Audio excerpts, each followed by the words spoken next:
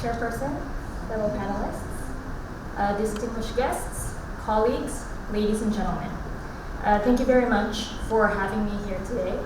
And today, in view of the research conference topic, and more importantly, for the very fact that technological innovation has drastically transformed the dynamics of terrorism and extremism in the recent years.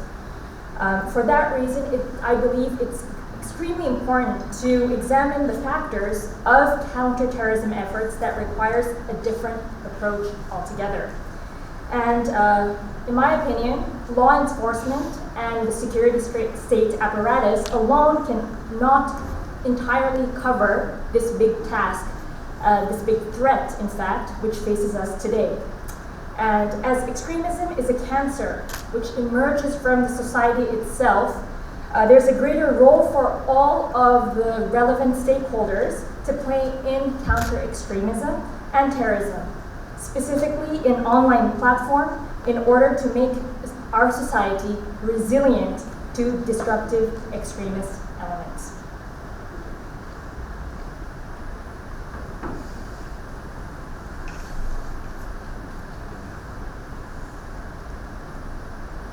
So basically, when we talk about online extremism, in a nutshell, it means it is an exploitation of digital platforms by extremists of all types. And essentially what they do is that it targets individuals as well as groups to further their intolerant, extremist, and exclusivist goals. And what they ultimately aim to do, and as a result, they promote hate and also, at certain points, incite violence, which relates mostly to racial, religious, or political causes. And of course, needless to state, this seriously challenges the racial and religious harmony in our society.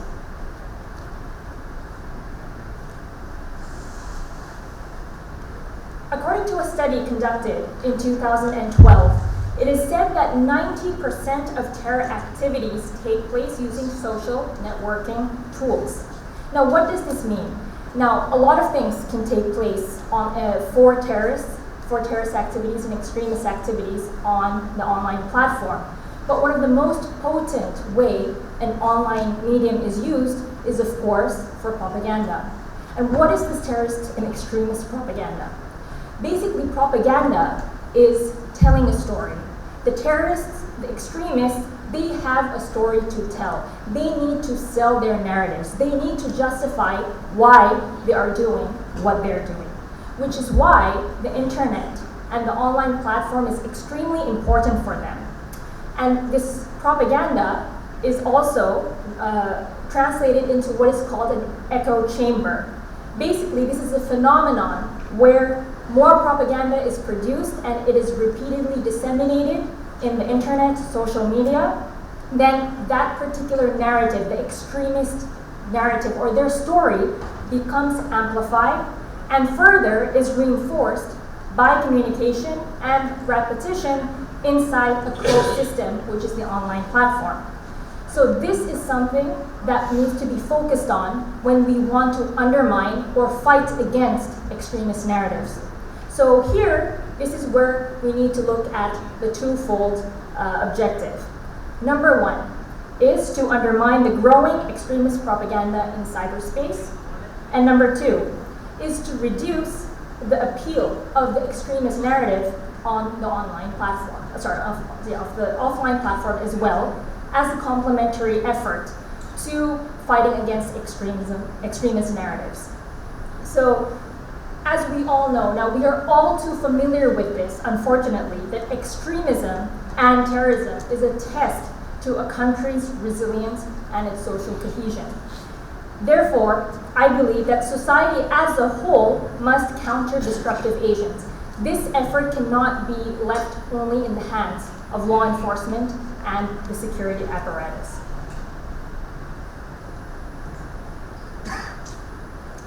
So to break the online echo chamber, to break the terrorist and extremist narratives, there are four things that needs to be done. First is the disruption or taking down of terrorist propaganda, and Right now, we see that a lot of tech companies are actually playing a great role in doing this. But what I want to focus on my presentation today is actually the second component, which is the presentation and amplification of alternative narratives. What this means, if the terrorists are telling their own stories, we as a society need to tell a stronger story which undermines the terrorist narratives. We need to sell our story that is stronger, much stronger than that of the extremist elements. And for this, we need to involve different actors and messenger types. And at the same time, the government and the society needs to identify what is an acceptable narrative, what is an acceptable social value which we want to promote to our society for lasting peace. Basically, this is a chart which indicates the counter-messaging spectrum. So there are three main modes of counter-messaging and presenting counter-narratives against extremist narratives. So the first, government strategic communications. This is pretty much a straightforward effort where the government would amplify and show, to raise their awareness, show their efforts, what they've been doing so far. Okay. But what I want to focus more is actually the latter two, which is the alternative narratives and counter-narratives. Alternative narratives actually, it undercuts or undermines the extremist narratives, and it promotes values of peace, tolerance, patience, cooperation, all of these values, promotion of values. You give, instead, while you take away the terrorist narratives, you fill the void with your own strong narrative. The third is the counter-narratives, where you directly discredit or undermine the violent extremist messaging. And the last two messaging can actually be done among not just the government, but also the role of society, civil society, and normal citizens like ourselves. So ultimately, what the counter-narrative objective is are fivefold. First is to disengage. You need to disengage the general public from the extremist narrative, and also to divert. Diversion is diverting attention or attraction of extremist narratives from the general public, also raising awareness, whether that be positive government efforts and any other sort of promotion of social unity and peace and harmony. Also to limit the impact of the extremist narratives, as well as undermining the appeal altogether of the extremist narratives. So as an example, I'm going to just present to you. So what is the extremist narrative I'm talking about? I'm going to just present to you briefly a case study of the Islamic State. So as you know very well, Islamic State is one of the most technologically advanced group which really spearheaded the effective use of the social media and the online platform. So their narratives can be actually categorized into three main categories. First is the political and military aspect, the establishment of the caliphate, defending Islam in their own version. And then you have the religious component, whereby they promote jihad or takfir or hijrah. And thirdly, they also promote at the same time, this is like the glossy jewelry on top of all the first two. They present this utopic dreamland. If you come and fight for us in Iraq or Syria, you're going to be, like a hero, and we're all going to be a one big family. All of these three narratives are actually presented in this one photo here. You have a gentleman holding the Quran, and then you have another one holding the flag, showing, this. It's a state that we're one big family kind of narrative. So, as well as the picture, you can see that this is the main narrative purported by the Islamic State. Now, currently, I am based in the United Arab Emirates, so I thought that I would take this opportunity to introduce to all of you the Middle Eastern and North African regional case studies as to how different countries in the Middle East and North Africa have tackled extremist narratives and what are the counter messaging, counter narratives effort that they have implemented so far. So first of all, in the region, there are a lot of government-led and international organization-led messaging hubs and platforms. So it is both a government initiative as well as civil society and local initiative.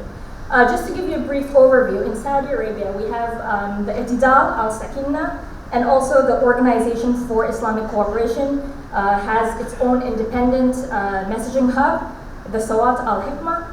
Then Morocco has the Al-Rabita al-Muhammadiyya of Muslim scholars, and where I am in the UAE is a home to the Hidayah Center as well as the Salam Center.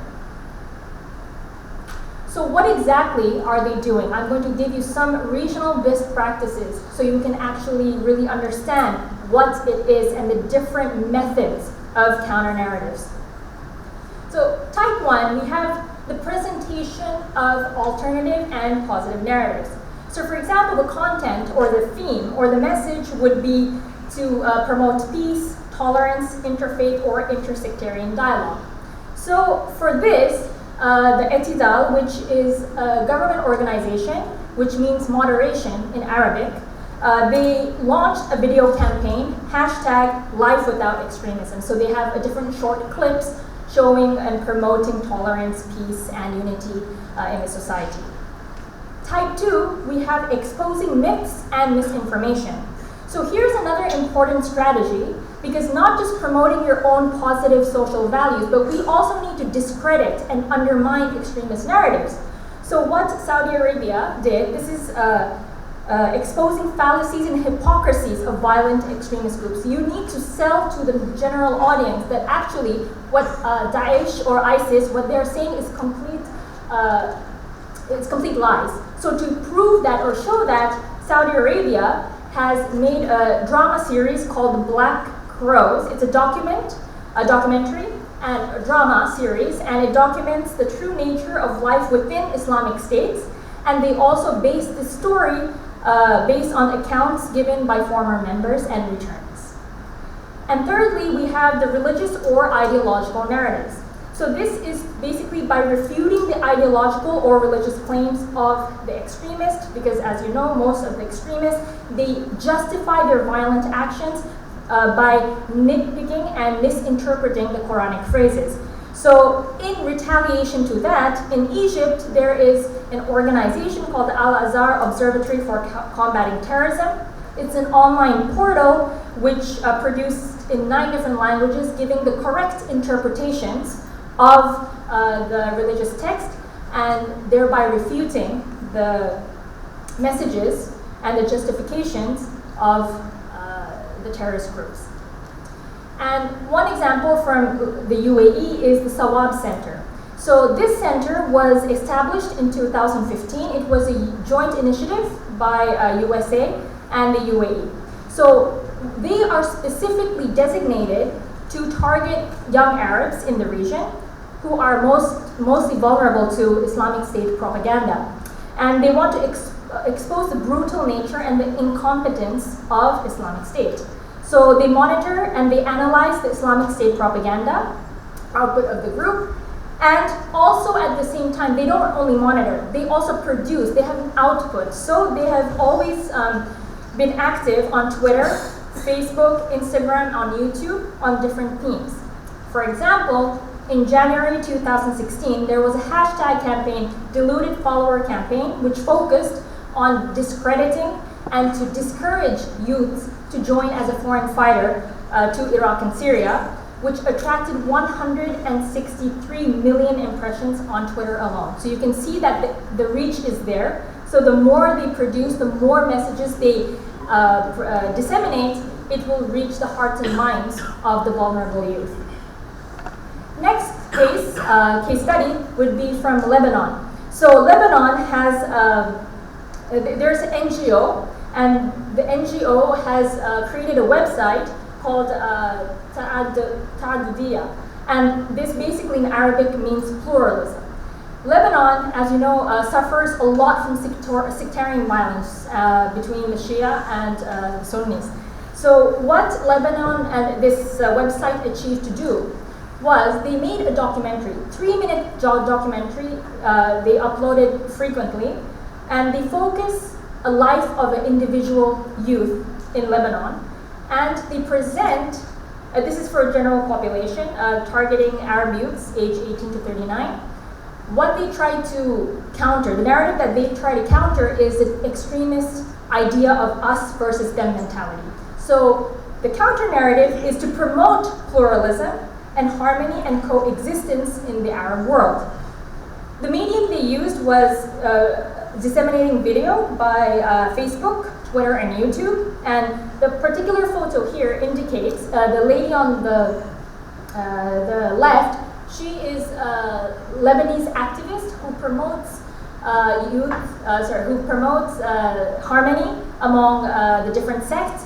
So she has invited, she herself is a Shia, but she has invited her Sunni friend to pray together in a mosque. So these sort of initiatives are being captured and disseminated online so that people can actually visualize that people are doing something on the ground about fighting extremism. So this is another creative method of counter narratives. And finally, and the last case study which I want to present to you today is from Kuwait. Now, Zain Communications is a Kuwaiti telecommunications company. So they're very interesting and unique in their promotion of counter-terrorism or counter-extremist narrative, because they produced a TV commercial it was aired on Arabic TV channels during Ramadan, and this one was, which I'm particularly talking about right now, was produced in 2017. It was disseminated on YouTube and other social media platforms, targeting the general population in the Middle East and North Africa region. What they're trying to counter here is the extremist narrative of justifying violence through religious texts.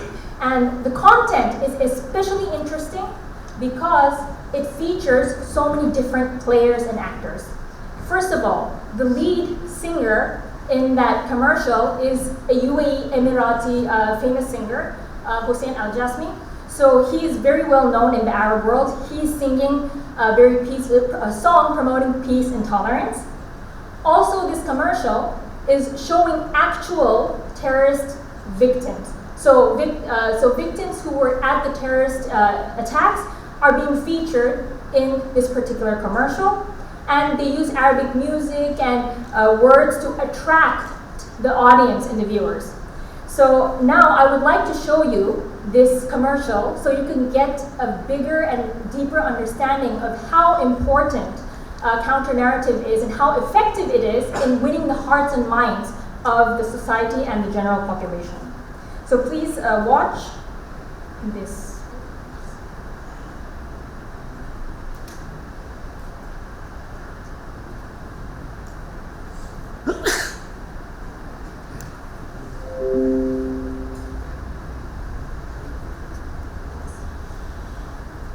Okay, so before I start, just to give you a brief, so you would understand what you're seeing here. The video starts off with a terrorist. With a terrorist, he's making a suicide vest, and then you would see he's presenting a text from the Quran to justify his violence. Then you would see other actors in the video trying to dissuade him using other Quranic text to discredit his justification for violence. Until this is started, because I really do wish that you can see this video. So in the meantime, I'm just going to skip to the conclusion.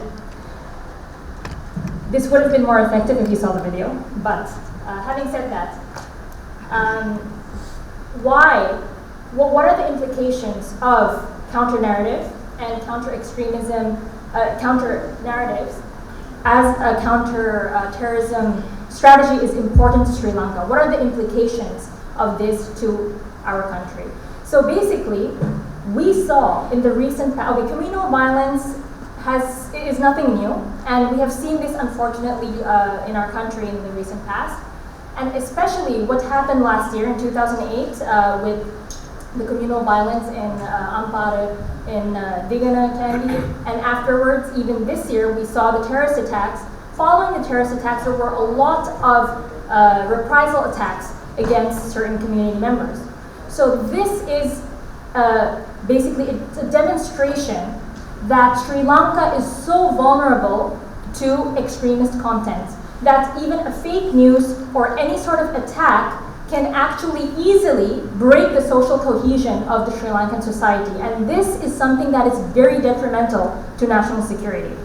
So, and also for the fact that right after these two incidents, there was a social media ban, immediate social media ban, which is only a mere band-aid solution to a greater problem that is out there. That's not actually solving or actually attending to the root cause of the issues.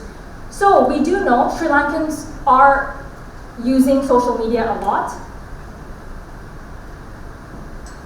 And for the fact that Sri Lankans are also easily manipulated or easily influenced by extremist content or even fake news, this really calls for a strong action against social effort for counter-extremist narratives. And we need to prevent the normalization and the legitimization of extremist and exclusivist narratives in the long run.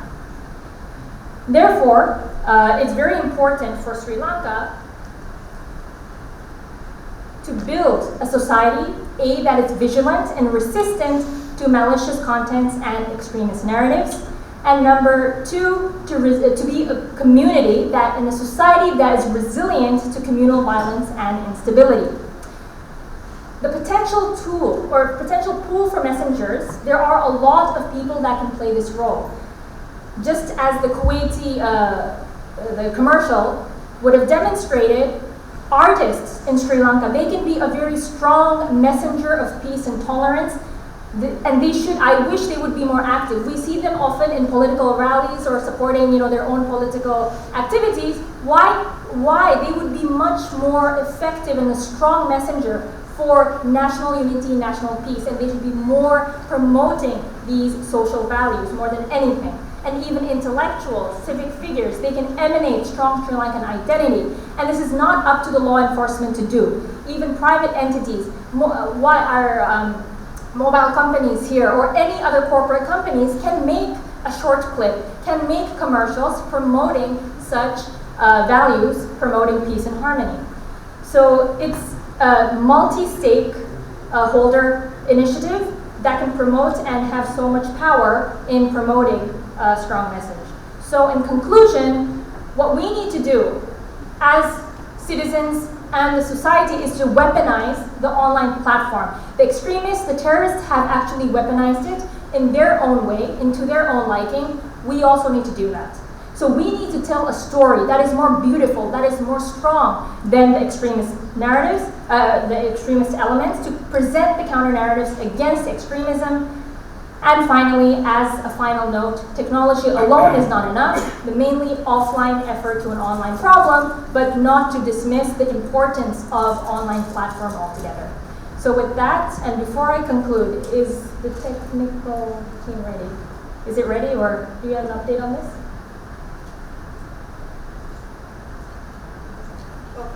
So if anyone is interested, apparently it doesn't show, unfortunately. So please, I all urge you to go on YouTube and just type in Zain Communications 2017 Ramadan, and you will see a beautiful video which will really bring out the importance, and you will know exactly what I mean, that's very important, that even people like us and private companies can do a good job of this. So thank you very much, and for the opportunity. Thank you.